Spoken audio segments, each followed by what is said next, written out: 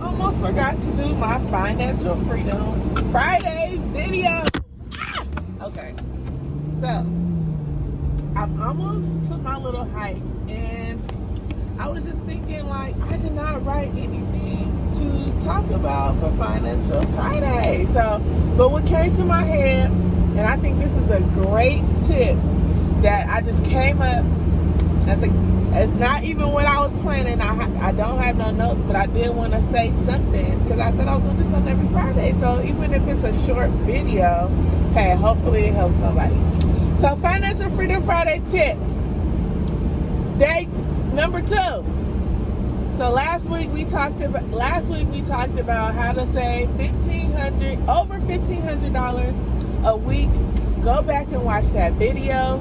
It's amazing. It shows you how I learned to save $5 a day, and it literally changed my life. It gave me way more structure in my finances, and that's what we all really want, right? So yeah. So what I want to talk about today is actually really sensitive, and I want everybody to know that, I'm going to say this out of love, but I am going to be honest, okay? I'm saying it out of love, but I'm going to be honest.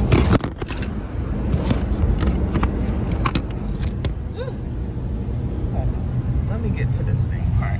Okay. Y'all is probably getting dizzy watching this video, huh? Okay, give me 1 second. I'm about to stop. Because I am about to work it on out. If you haven't liked this video, go ahead and like and subscribe, and make sure you're tapped in so that you know about all the future videos. And I'm about to start bringing y'all some bomb content. So anywho, hopefully this video helps somebody. So I'm here, so I can not be dropping the camera for a second. Okay. So when starting a business or anything like that, you have to be mindful of what you represent. And a lot of times we think that our speech is going to prevent us from being. Sometimes we think our speech is going to stop us, and our speech is going to prevent us from getting to the next level. And it's true. It is true that people do judge you according to how you talk. And I was judged really harshly before I actually started going to college and like educating myself. And people didn't understand how I was raised. I wasn't, so it wasn't their job to understand. They go off of what you know and what you talk and all that. So it's important to constantly work on your speech. And I say that because I was just thinking, as I was leaving the store, I was like, not everybody speaks your language. And learning the language of peace and harmony, it goes across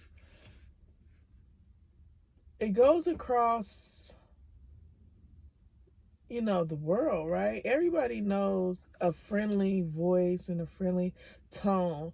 So I would say a key to financial freedom is understanding that everybody doesn't speak your language, but as long as you keep a certain tone and demeanor and throughout your life, not even just when you think somebody's watching you, but a lot of times, a lot of referrals come from people that I don't even know, people who refer people to me. It's just that they met me, they know I do hair, they say, oh, she was nice. And all those things start kind of circling back around. So I think it's good to just like carry yourself a certain way all the time.